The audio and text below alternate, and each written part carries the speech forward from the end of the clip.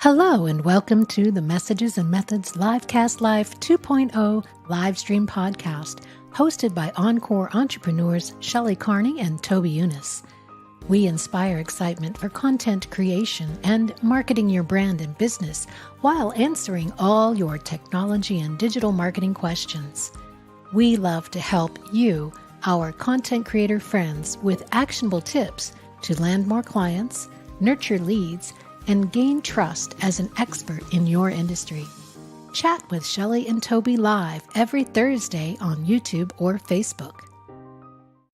Hello and welcome to Messages and Methods. I'm your host, Shelley Carney, and my bestie over here, Toby Younis, and I. Today we're going to be talking about YouTube creators can make a lot of money, but most don't.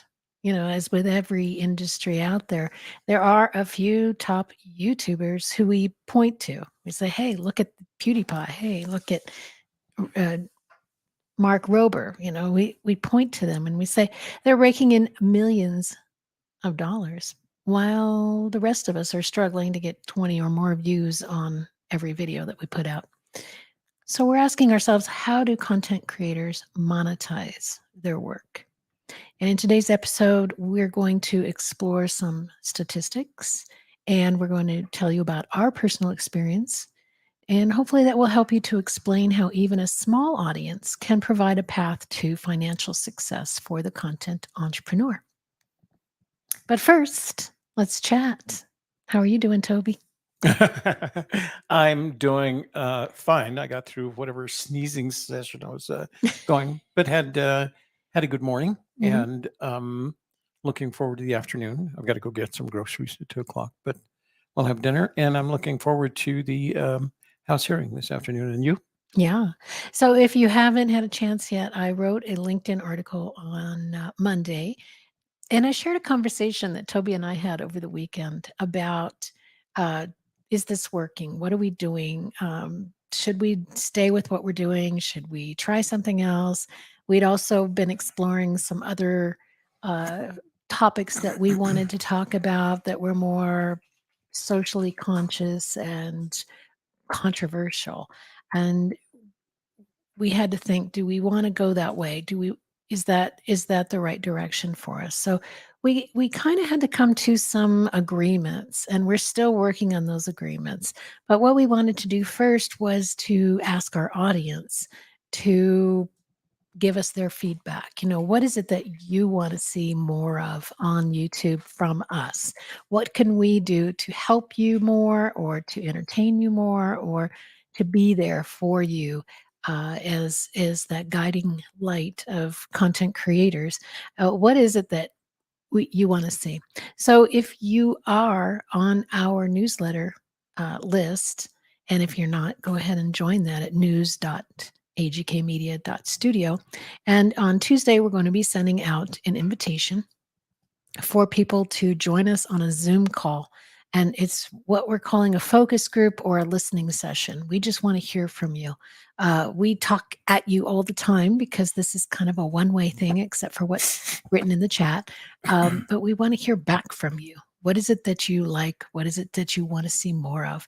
And we're really interested in that. And that's going to help us moving forward to go in the right direction and find the content that best speaks to our audience. So we hope that you will want to be involved in that and join us on Tuesday evening. I thought it was a very well-written article. As usual, Shelley writes great material. And I posted that link. Let me just share it with you for just a moment. I've posted a link to that LinkedIn article that Shelley wrote that she was talking about, where it is based on a conversation we had over the weekend. And we're kind of expanding on that article today because it is also called YouTube Creators Can Make a Lot of Money. And that's on LinkedIn. I put a LinkedIn newsletter out every Monday if you're interested in subscribing to that on LinkedIn. Do me a favor, move your chair back just a little bit. I feel like the table is up on top of the... Just pull it back just a little bit. There we go. All right. I couldn't figure out why we were so scrunched. Scrunched. We're scrunchy. Oops. Okay. Bright light. Okay.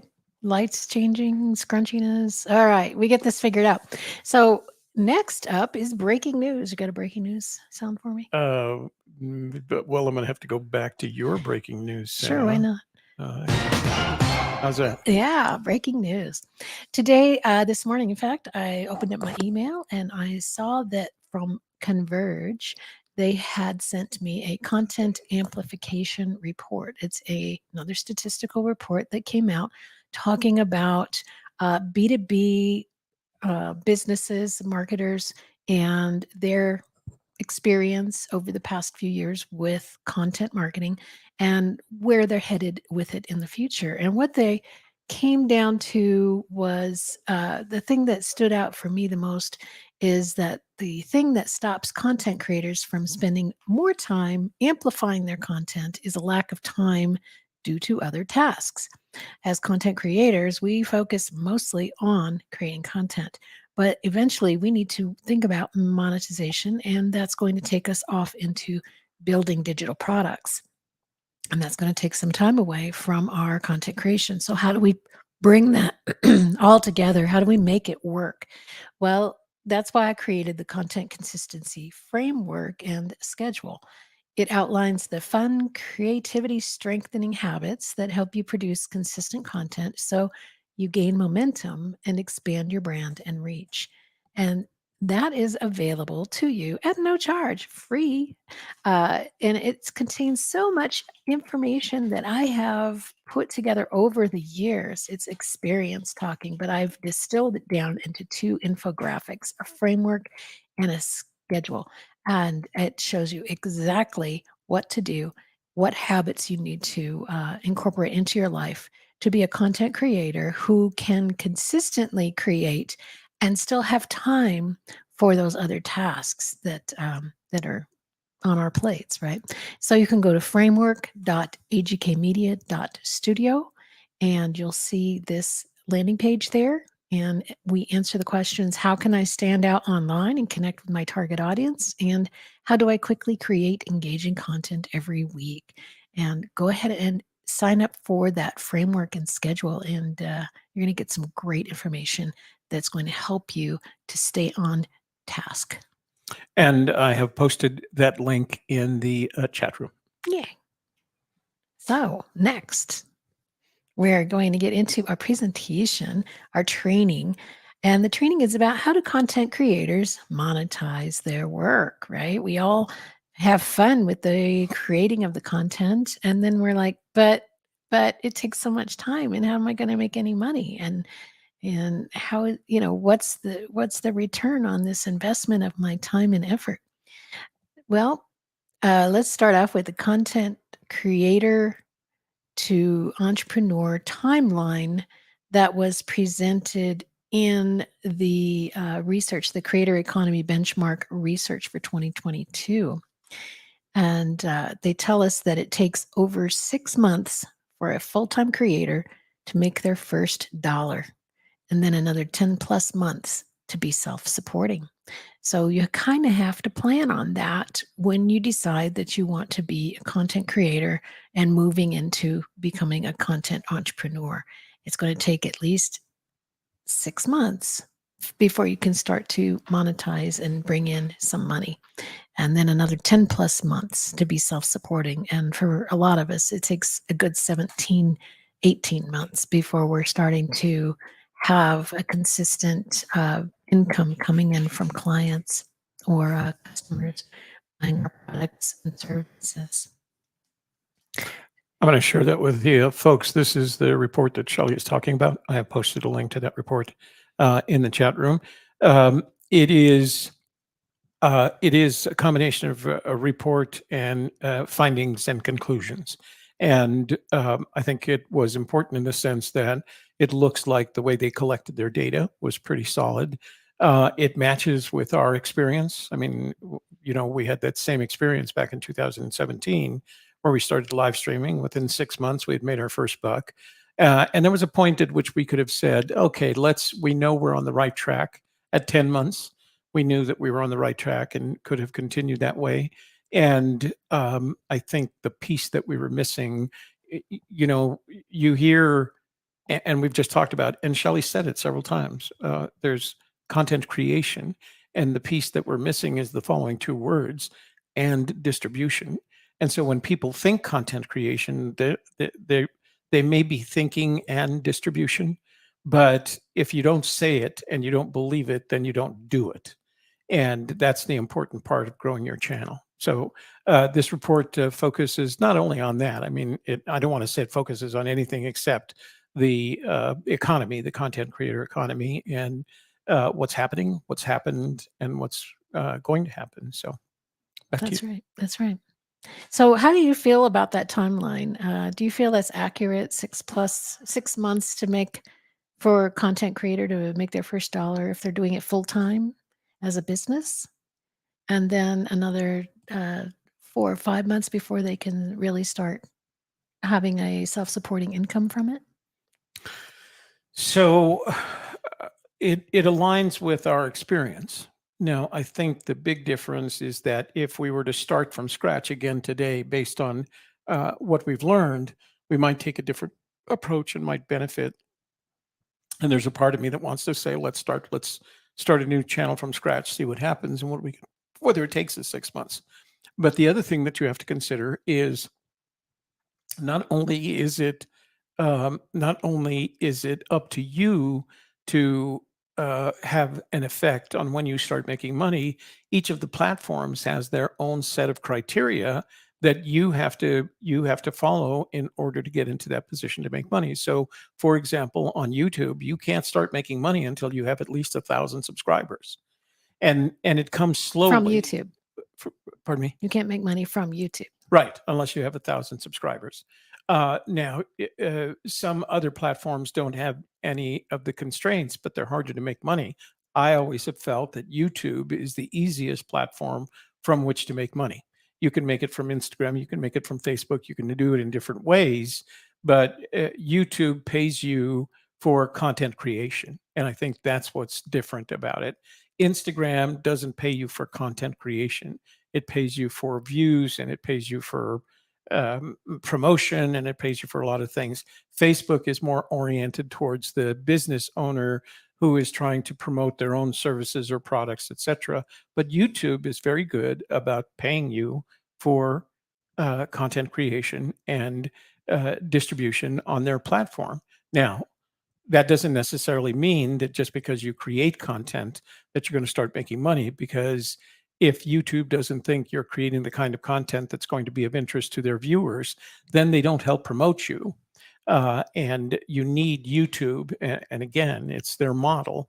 You need to make money on YouTube. You need YouTube to believe that you know what you're doing, that you're creating credible and usable content, and that's how they get it. Now, an argument could be made: well, all PewDiePie does is play Minecraft and tell jokes. The simple fact of the matter is that if you tune into PewDiePie, and I'm not recommending that you do this, but if you tune into a PewDiePie show, you will see that he has tens of thousands of online viewers when he's playing Minecraft. And here's why: because he's very good at it, and the people that are watching him not only like hearing from him, because he doesn't talk much about what he's doing, you just kind of watch him, but they learn from him. And that is true of a lot of the game players that make lots of money just playing games. That's because they have tens of thousands of viewers watching them, and YouTube pays you for that, pays you for viewers, watch time, et cetera, even if you don't sell anything in the process. So the platforms are designed to help you, right? If you know how to take advantage of what the platforms do. Okay. Next thing is the average annual revenue for full-time creators is greater than $100,000 a year. But that average accounts for a relatively small number of high flyers who earn handsomely. The median or midpoint revenue is half that, $50,000. Keep in mind this number describes all full-time creators who earn money, whether they've worked for 6 months or 6 years. And again, full-time creator indicates that this is worked as a business. So you're creating enough content and distributing that content that it's taking you an average of 8 hours a day, 5 days a week. You're putting in at least 40 hours. Many creators put in more than that, but you're committing to putting in 40 hours a week on content creation and distribution and all of the business parts that go along with that. And then you can get to these numbers. If you're not committed to doing that for the 10 plus months, or what has been an average of 17 months to get to a full-time salary level, then you're not going to see those numbers. And again, it's full-time, treated as a business. And that's important to remember and understand that that piece of it.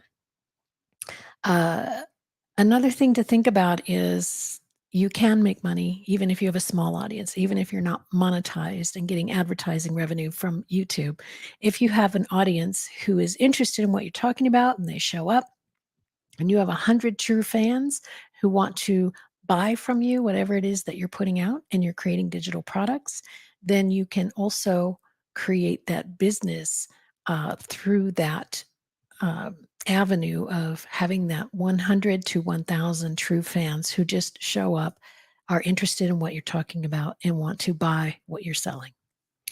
So the challenge of when you are selling a product versus selling yourself on YouTube, and I'm going to describe the differences. So what Shelley is talking about when you're creating content 8 hours a day, 5 days a week, and believe you me, if you're making money or trying to make a living at it, it's going to be more than a 40-hour week. You'll be in constant motion. You'll have 10, 12, and 14-hour days, some of which involves creating content and some of which involves editing to that content so that it's usable.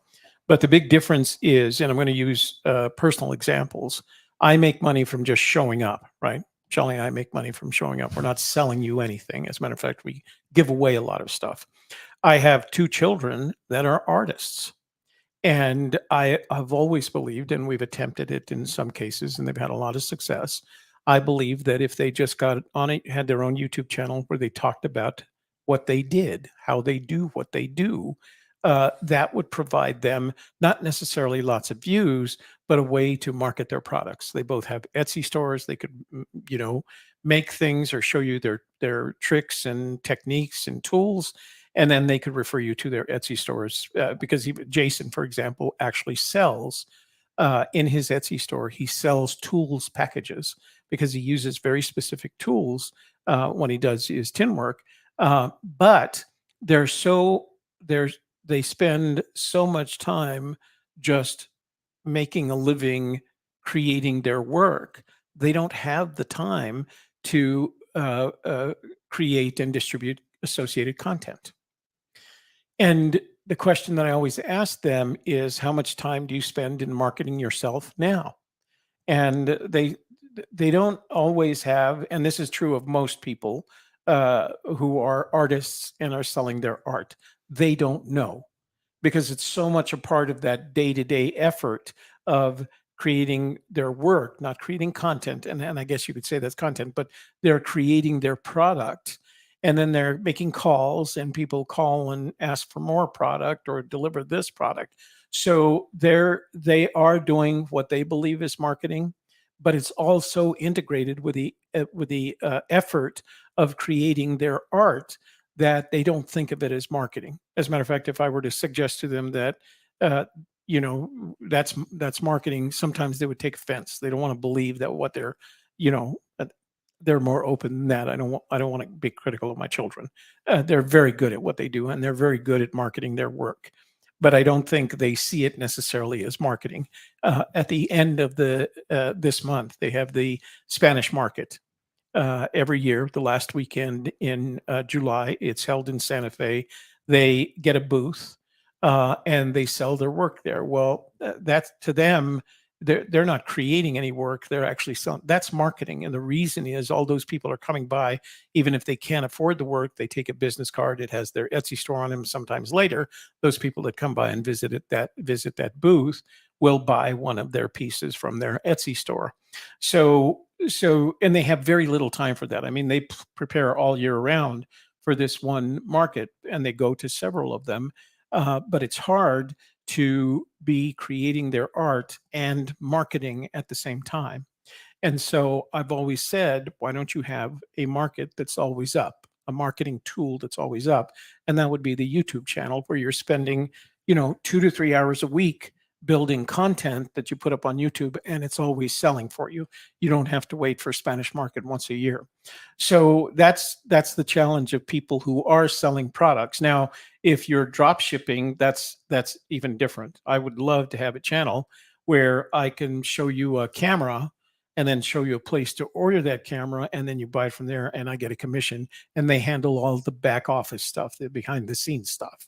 That would be the ideal situation, and it would be perfect for a YouTube channel where you're selling product. But the majority of YouTubers who make living incomes basically are doing it based on the content that they create rather than selling somebody else's product. Now, you can go, for example, I know probably 3 or 4 creators that make a living on YouTube talking about drones, period. Right. And it can cover a lot of territory. But if they talk about a drone and they give you their opinion on a drone, then down in the link, you can be assured down in their description box, there's a link to purchase that drone, and they get a commission from that. That may or may not be the entire source of income, because they have hundreds of thousands of subscribers, etc.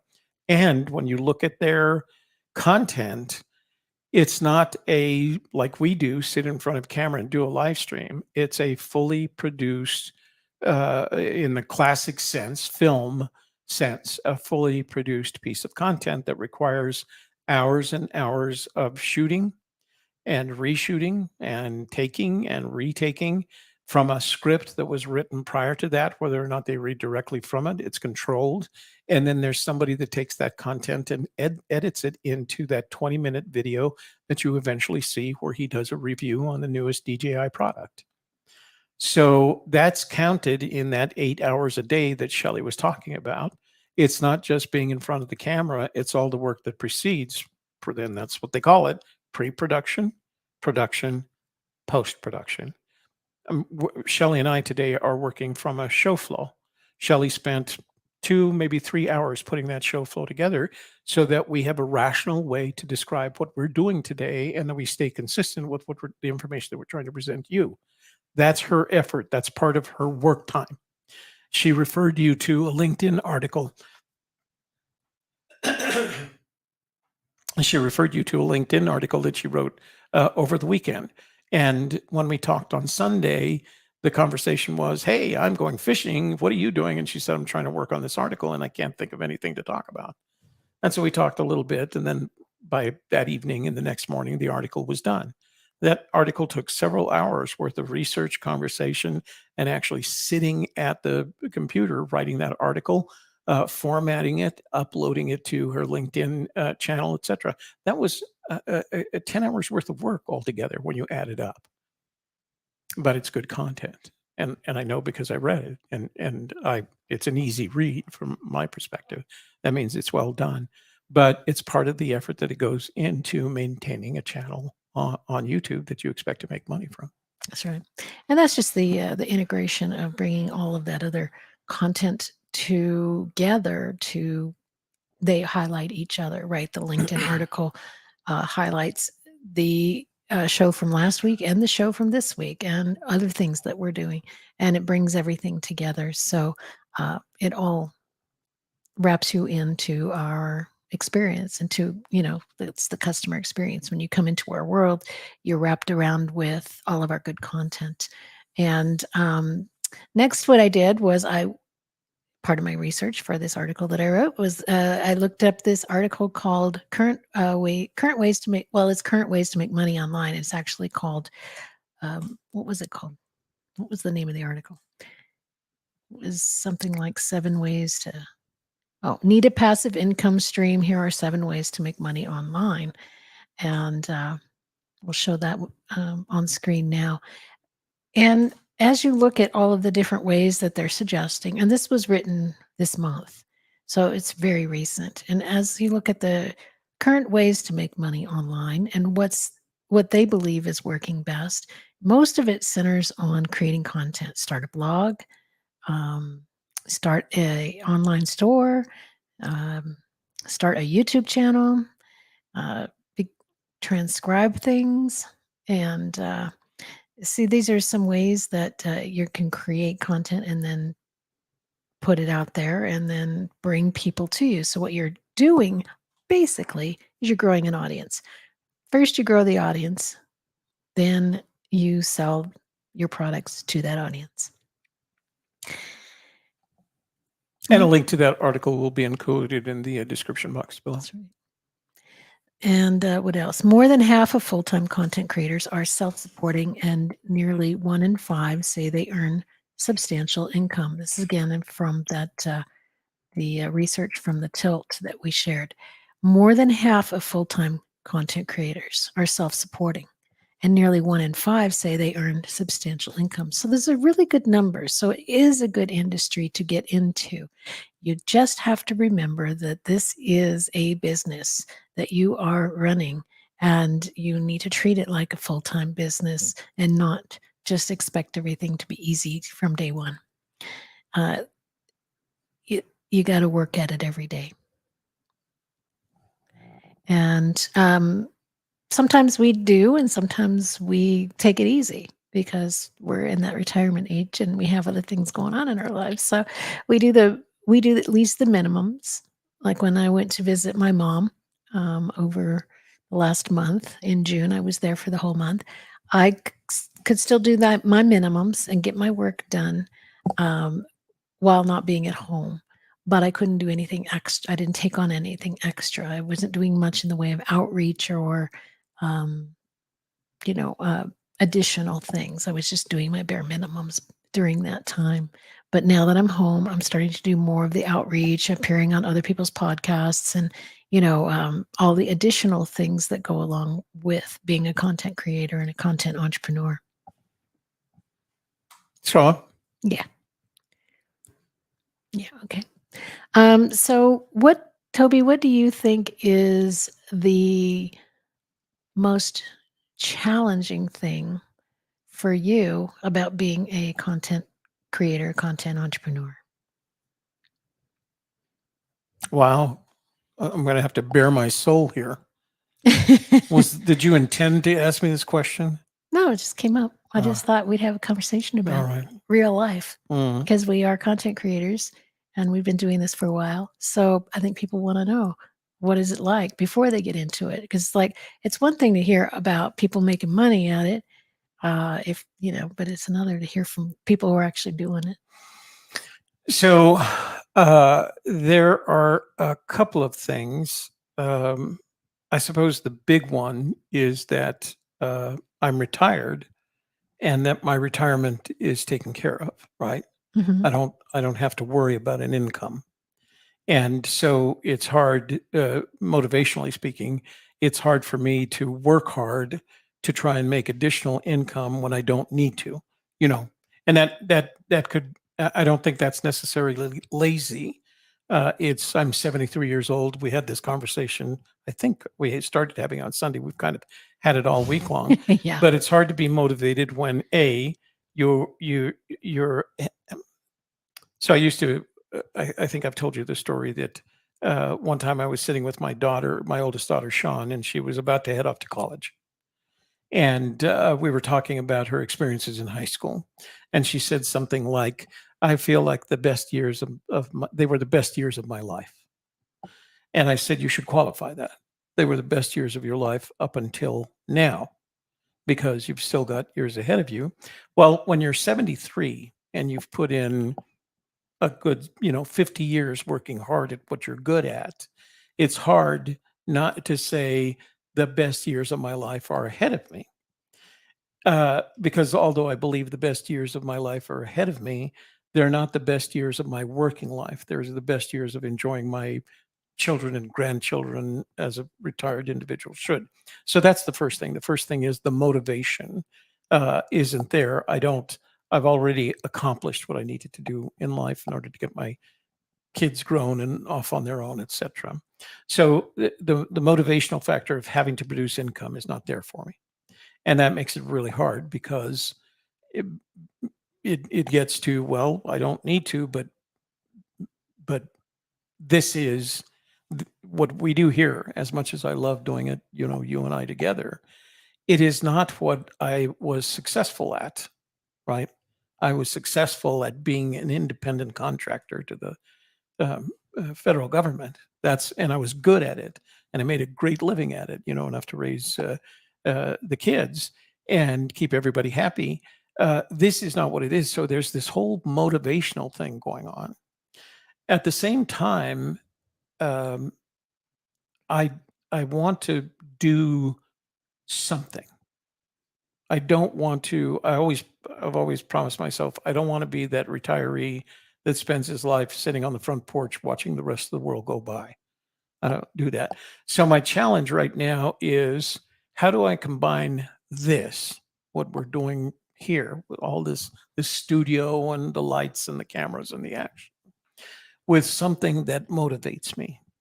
You know, you have an interesting comment. I'm not gonna prescribe your comment at the end of this program, um, but it has to do with what makes you get out of bed in the morning, and that for me is what I'm struggling with. Right? This has to, for anybody who wants to be a content creator, and I'm going to start saying this. I haven't done this often. Content creator and distributor. That's important. This is one thing to create content. It's another thing to distribute that content so it produces results. But if you want to be a content creator and distributor, being a content creator and distributor is not enough to get you up in the morning. I can tell you that from experience. You need to have another reason to get up in the morning. And that means that whatever you're doing in terms of content creation, distribution has to positively affect you and ideally positively affect someone else, because those someone else's are your prospective viewers, and you need viewers in order to make money in this medium. So does that answer your question? Challenge is motivation. Oh, got it. So what is your favorite part? Or the reason that you enjoy it so much that you've been doing it for so many years? Uh, is this a therapy session, or are we talking this thing here? Because No, I don't see that. this I don't is see that real question up life there. people who've done this. You've been making content, All my life. yeah. Well, at least since yeah, you were even in a band in high school, so that was kind of creating content. No, So no, no. I was a newspaper reporter in high oh, school. okay. I Well, there did. you go Yeah, then. I was in a band, but in high school, I was a newspaper reporter and photographer for the high school newspaper, El San Miguel. So you've been a content creator all your life. What do you love about it that keeps drawing you back in? The effect that I see that it has on people. I think I'm not the best photographer in the world. I'm a good photographer. I'm not the best writer in the world, but when I sit down and do it, I'm an okay writer. I am technically astute in the sense that having the technology is challenging. You know, understanding the technology is challenging. It challenges me. It's not challenging. Challenges me. So I'm always excited when new things come around and I can take advantage of them and figure them out and use them to reach people. And that's what this technology does. I mean, I have never in my entire life up until, you know, streaming became a thing on YouTube. I've been on YouTube since what, 2006 when it first started. Mm-hmm. And back then it was like, is this going to work? How That's am I going to? before Google bought it. Yeah, yeah, yeah, yeah. Um, and um, so producing and distributing content has never been easier than it is today. Mhm. And uh, you know, the concept of live streaming was foreign to most people unless you made a living at it. And you did, right? We did when we were doing Streaming New Mexico. But the technology that sits in my room, a 1 gigabyte modem with a camera and lights and studio monitors and racks and tables and screens that I can stretch out and microscopes that I can share on screen. All of that, all of the ability to do that is amazing to me. And so part of the motivation is waking up to find out what comes next. What's next? What are they going to give us next? And sometimes, and maybe that's my problem, is sometimes the motivation for me is just, wow, the new Rodecaster 2 is out. What can I do with that? And this morning was a classic example of what I could do with this machine that I couldn't do with the previous machine. It's so well put together, and the firmware is so complete, and it's so powerful in terms of its processing and storage that it makes what we do here an order of magnitude easier when it comes to audio production, the audio production component. So, but that may not be enough. Being excited about what comes next may not be enough because I don't spend when not that I do this, but when I finish here, I'm thinking about, well, where am I going to go fishing this weekend? Or I'm thinking about, how do I build a trailer for a boat for less than $1,000 and make it useful and safe? So I have all these other things that are running through my head that have nothing to do with producing and distributing content. And so that's the challenge. That's how I overcome that. What motivates you? What motivates me is opportunity and potential. I want to express my potential by learning and applying the things that are available to us. Today on Women Conquer Business, I sat there and listened as Jen went over all of her social media scheduling apps and how they work and how she uses them. And I absorbed all that information, and that and I understand it so much better than I did a year ago because I've used some of it now, and I've worked with it. So to have that potential and explore it, to become somebody smarter and more capable than I was, a year ago or a month ago, whatever, that I continue to grow. And and then just being able to use that technology and that information in a way that provides a platform for making the world a better place. Basically, I can take this information and I can teach it to other people, and they can take their activism or their coaching or their spirituality or whatever it is that they want to express in the world, and I can help them get there because I've explored my potential. Now I can help them to explore their potential and get their message out into the world. So I feel like I am a conduit. That's a good word, a conduit. Yeah. I'm somebody who can help other people get their message out to the world, and I feel like that's my dharma. That's my calling in life. Because if you look at my life path, I'm a 3, which is about communication, and so that communication is my potential. What can I do with it? How much can I learn? How many opportunities are out there? How can I grow my reach and my brand so that opportunities will pop up? For instance, I was on a LinkedIn Live on, I think it was on Tuesday. Day before yesterday. And these people were talking about the Tilt Entrepreneur Benchmark Research, Content Entrepreneur Benchmark Research. They were talking about it. They were people from the Tilt. And I was like, I love this research. I talk about it on my podcast, and I talk about it in my in my LinkedIn newsletter. And Pam Polizzi, Joe Polizzi's wife, who they work together. They work that business together. The Tilt is their baby. She came on and she said, "Oh, give me links. I want links." So I gave her links, and I was like, that was an opportunity because I showed up live. I expressed that I enjoyed their work. They want to see my work. So there's a possibility. There's potential there, and exploring potential and possibility and opportunities, and having opportunities pop up like that is so exciting.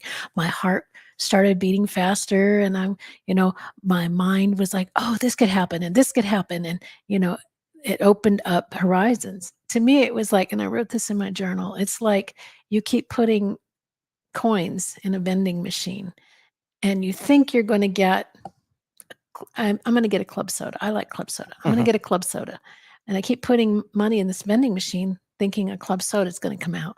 But what comes out is something that's even better. It tastes better. It's better for me. It's the most wonderful drink I ever had, and I didn't even know it existed.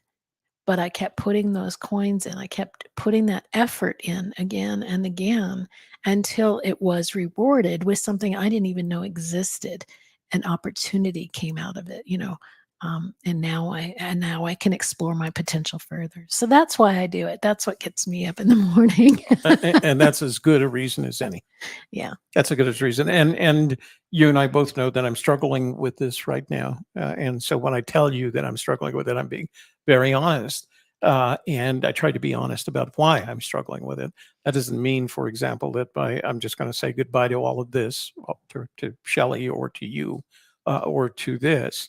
But I need to kind of put it in place for myself, because if you don't have a reason, if this isn't your reason to get up every morning, then it's not going to last. And I'm going to advise you that part of the frustration of becoming a content producer and distributor, content creator and distributor, is that motivation, because we are in our current society not trained to be persistent. And persistence nowadays is not, it was kind of bred into us as children, and high schools with Christian Brothers and the US military. A lot of people don't have that training in order to, because persistence is not necessarily a trait, it's not a character trait. Persistence is something that you earn over time, when you realize that in order to accomplish something, it takes persistence, commitment, and things like that. And for a lot of us that don't have those characteristics, those traits, and we're not persistent, and it's easy for us to be committed to something else. Though that's the kind of challenges that you're going to face as you become a content creator and distributor. So I'm going to turn off our microphones for just a second.